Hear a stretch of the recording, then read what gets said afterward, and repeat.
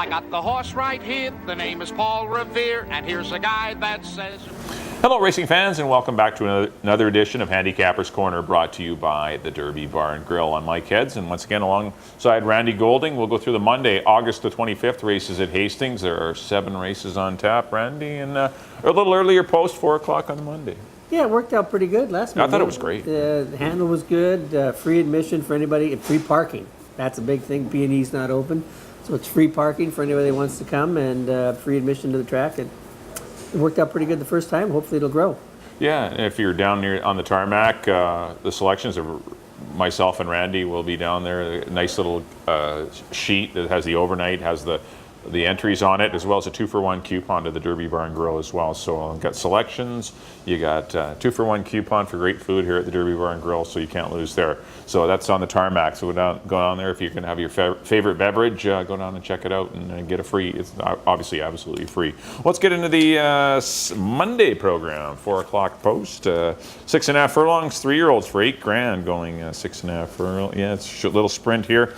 Wow, we see it's nice to have the Felicellas back in town. They've moved to the Anita Bolton barn, but Majestic Mark resurfaces at a devalued level, and I think he's going to be pretty tough. I'm going to go to him to win it, Randy. I went to the 2 Uncle Willard for second, and I think the 7 Admiral Morgan's got a shot. I don't know. I didn't love anyone past Majestic Mark. I think that's the horse, and then there's a lot of interchangeable parts in behind him. I went 3, 2, and 7. Well, I agree with Majestic Mark.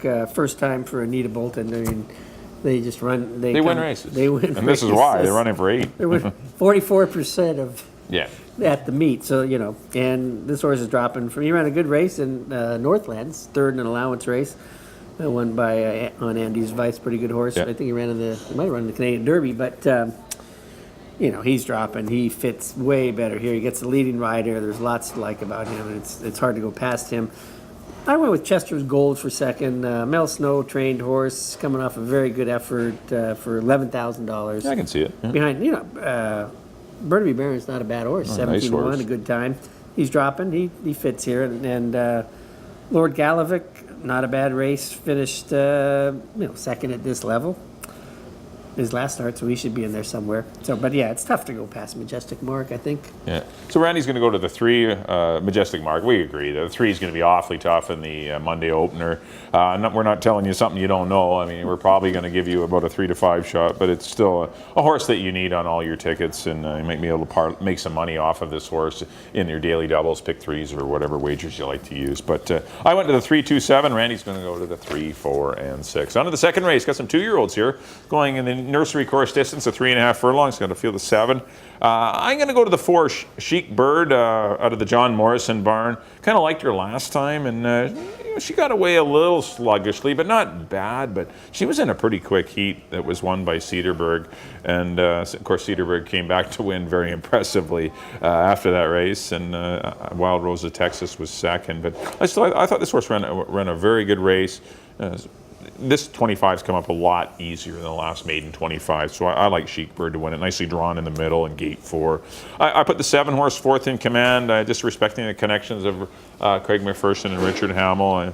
This horse is a little, shy of works of late, and it's the only negative. This horse did run in June, but has a work in July and then another month off before it worked again. So, and they're not super, especially the last work wasn't very fast.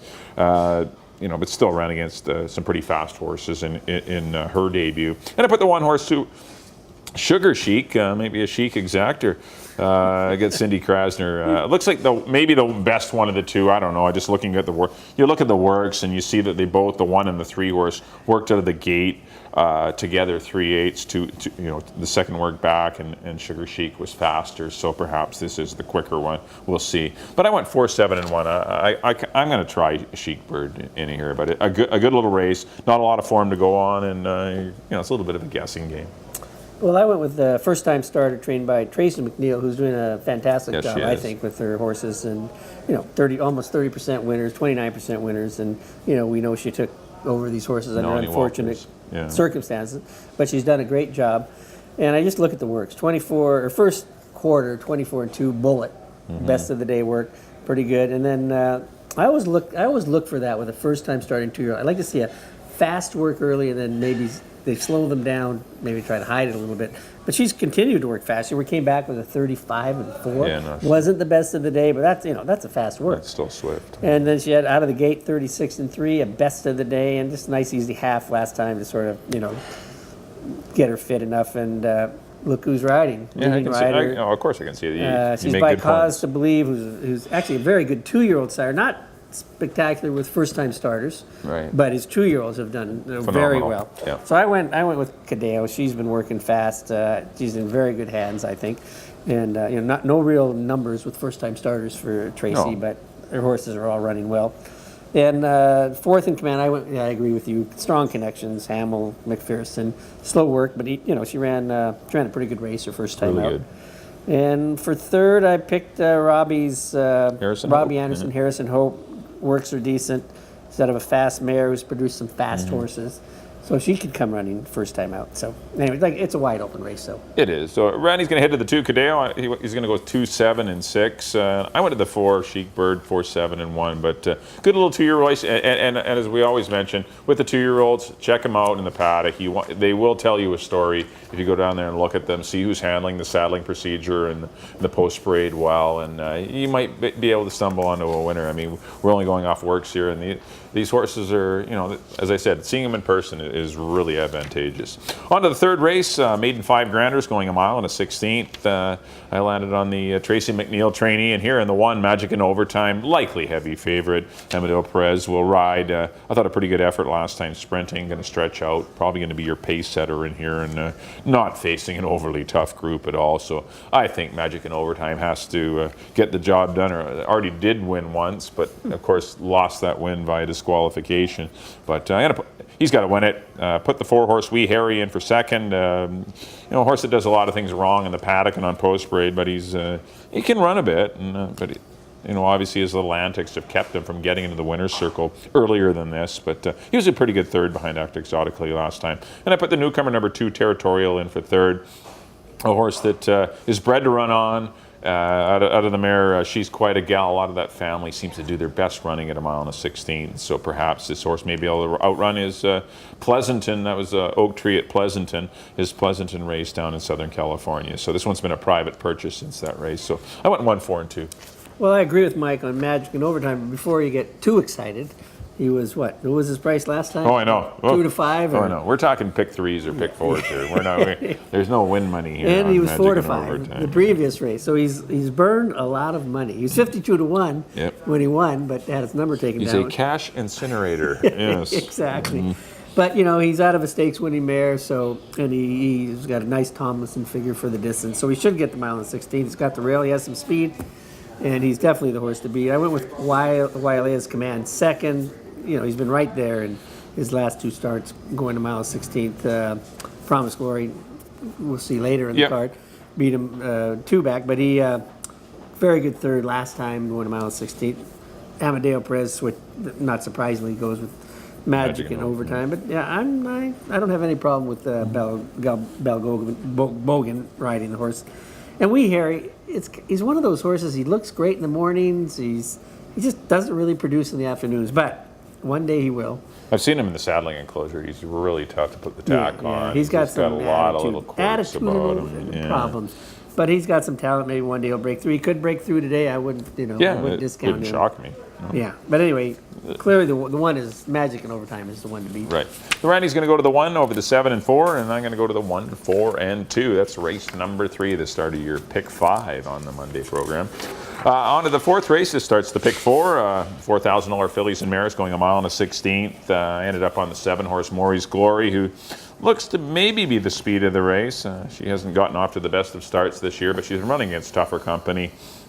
I put the 5-horse Midday Moon in for second. She's the streaking one right now, breezing through her conditions. Broker maiden for 5, won a non-2 for 4, and it takes the next logical step into a non-3, this is a non-4 actually. The non-3 didn't go, but it takes the next logical step up. This field is within her scope if she continues to improve. And I put the 4-horse Coach and Becky, who shook off a little rust with a good run sprinting last time. She's a better distance horse. If she can somehow get a pace manufactured in front of her, she could be pretty dangerous as well. But I think those are your 3 horses at the Mount of 16th trip. I went 7, 5, and 4. Well, Maury's Glory looks like a standout here. I think she's been running against tougher. This is probably where she belongs. Yeah, no, she's a And her trainer, Mike Head's wife, Barbara, won 2 races on Friday night. Yeah, so had a good things are picking up for the Head's barn. And I'm not sure who's riding her yet. They don't have a rider. Yeah, no, there's no rider as of taping. We don't have a rider yet on Maury's Glory. But she's going to be forwardly placed as the best horse in the race, and if she runs, she's going to probably beat this field. For second, I went with Golden Ratio, who pretty consistent. She's keeps picking up slices and. Ran... Perfect triactor horse. Yeah, definitely a horse you want in your exotics. And Coke and Becky, like Mike said, I would definitely have her in. Better horse going long. She had a good race sprinting after coming off a layoff. Figures to move forward for trainer Mike Anderson, brother-in-law of... Yeah, brother-in-law. My brother-in-law. For Mike, who he does they're having a great year. They're having a great year. Him and Terry Collider is having a great season. Excellent year. This horse definitely wants more distance. He's going to get it. She's going to get it. There should be an honest pace for her to work with, and... I wouldn't be surprised if she got up in time to, if Maury's Glory doesn't fire, which, this happens all the time, she could get up and win this thing. But Maury's Glory, if she runs a race, she's going to be tough to beat. So both Randy and I agree on the 7-horse Maury's Glory. Randy's going to go 7, 2, and 4. I'm going to go 7, 5, and 4. On to the 5th race, starting your late pick 3, 7.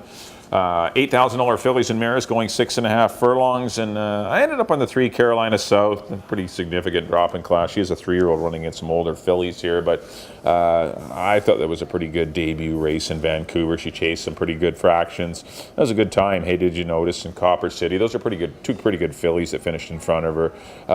This barn they win races at a high percent, and this is why they do. I mean, they, once they can't win for 16, they get them into spots and conditional races where they can win, and I'm going to go to Carolina South to win it. Looks like she might find her way to the front end in here, and which may make her very tough. She might have to battle with the 6, the Kula Kid, who's pretty fast, but I'm going to go to Carolina South. If she doesn't win, I think the 4-horse CA Miss is the logical one that will win. She was on the lead last time. She will not be on the lead in this race. They went 23 and 3 and 47 and change last time. There was just absolutely no speed in that 4-horse field.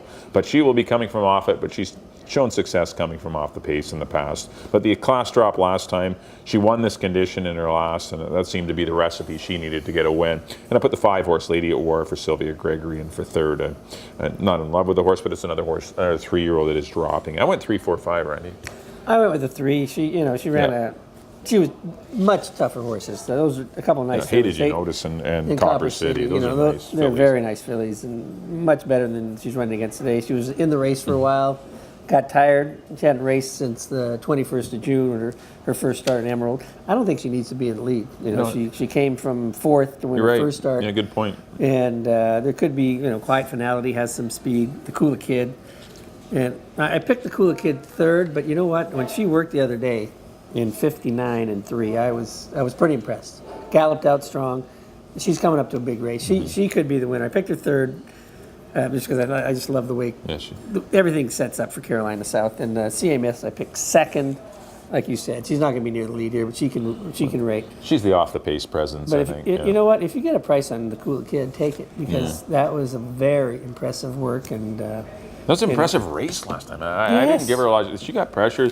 The fractions were faster than they appear. That track was not super fast that night. She ran good last time, and she's followed it up with a good work. Yeah, I mean, throw a race, her debut, if we can toss that, and throw a race Lasix. Last 2 races on Lasix. Yeah, and plus she, her race before that was on a sloppy track, wet fast they called it. But throw that out in her debut, and she's been pretty solid. So I mean, I might change my mind and pick her later, but. First glance, Carolina South looks like the one to beat. Well, the fillies get on a roll. You want to stick with them, especially in the fall. But I'm going to go to 3, 4, 5. Randy's going to go to the 3. We both agree on Carolina South, but he's going to go 3, 4, and 6. On to the 6th race. Got some maiden 2-year-olds here. $16,000 claimers to go 6 furlongs. We got 4 Colts and Geldings in here and 4 fillies. Kind of a mixed bag in here. I'm going to go to the 5, Mr. Rosberg. We saw Lord Rosberg win.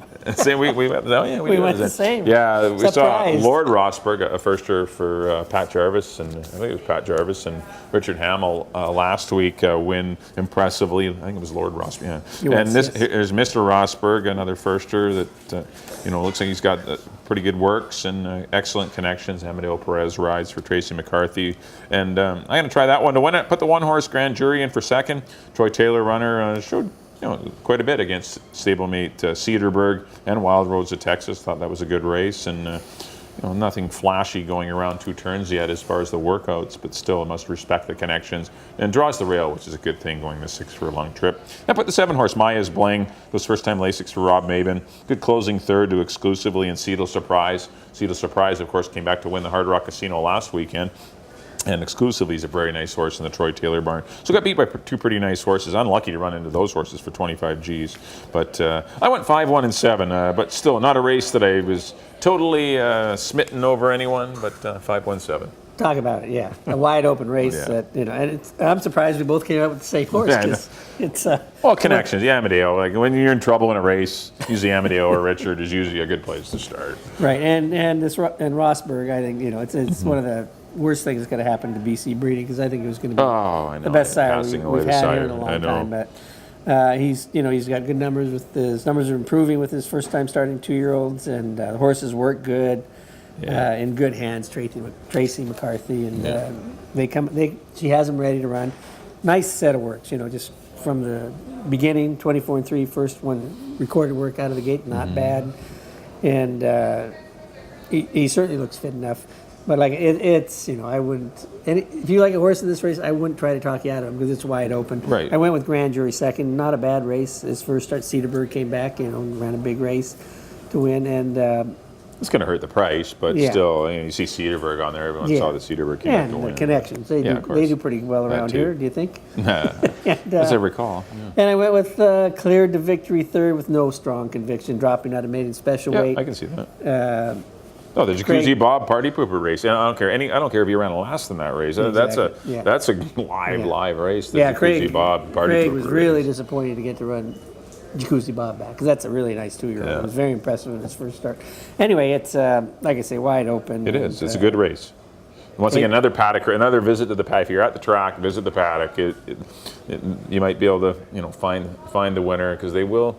You watch these 2-year-olds, you can tell just by the way they handle themselves, their demeanor, how they're handling the whole saddling procedure. It's all new. Because especially they're going to be under the lights. It's a little later in the day. It might not be under the lights for the 6th race, but still. Still go to the paddock, do your due diligence, and you might be rewarded with a nice little payoff in here.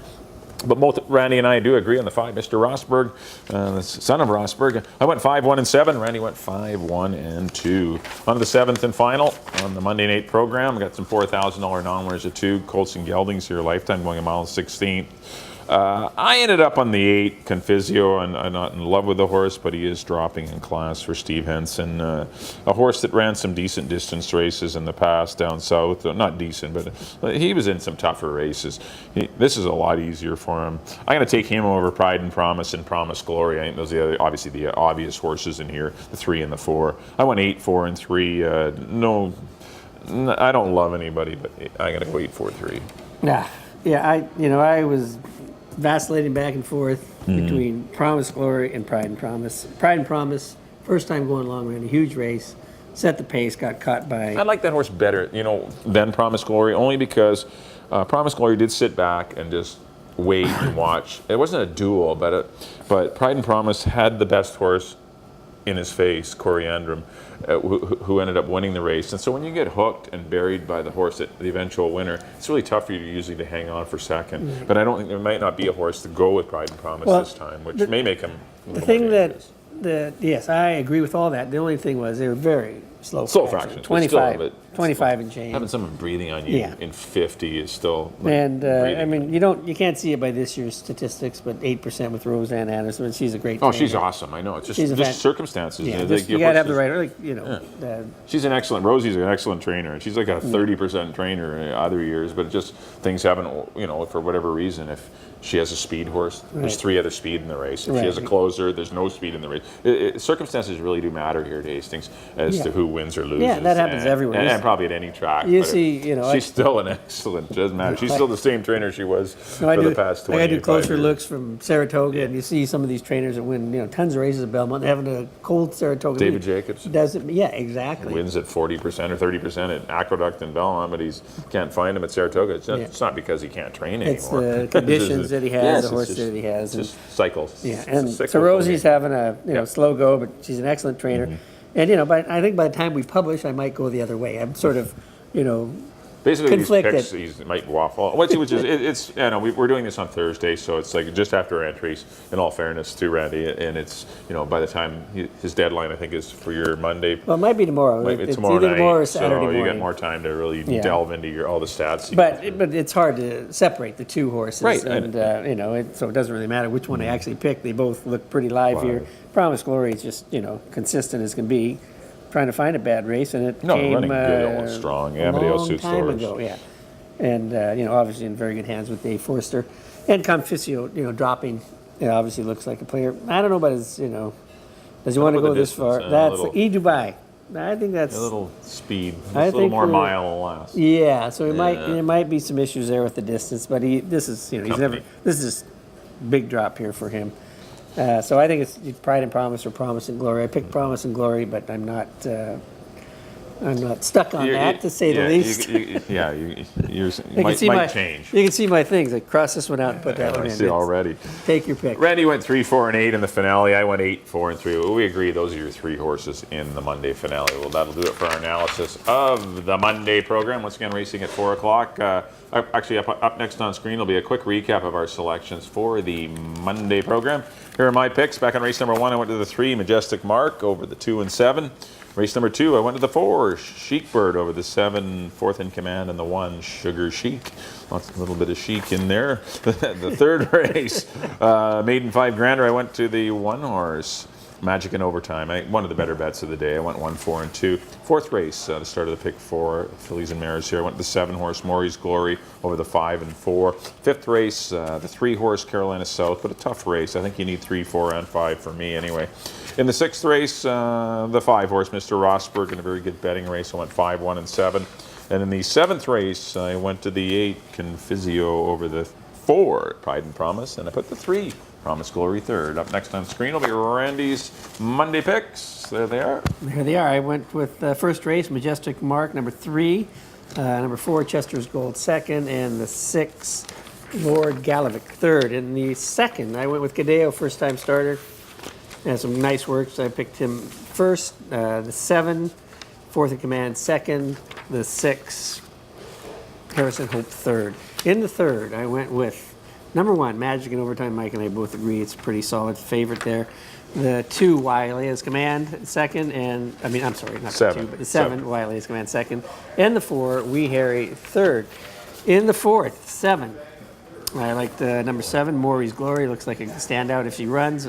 Some question about that, but number 2, Golden Ratio, 2nd, Coke and Becky, 3rd. In the 5th, Carolina South. Love the way she ran her first start here. It's number 3. 3, 4, and 6.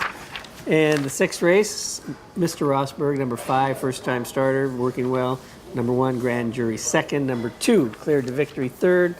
And in the last race, number 1, Promise Glory, a slight choice. Promise Glory. 3, Promise Glory. Slight choice over Give me them. some slack here. 4, First time Pride on and the show. Promise, and the outside horse. Number 8, Conficio. I was just looking at the number 1, 2. Yeah, the number 1 pick, but it's right. number 1 in your heart, number 3 in your program. That's right. I'd like to thank once again Randy Goulding for appearing on the show, covering for Drew.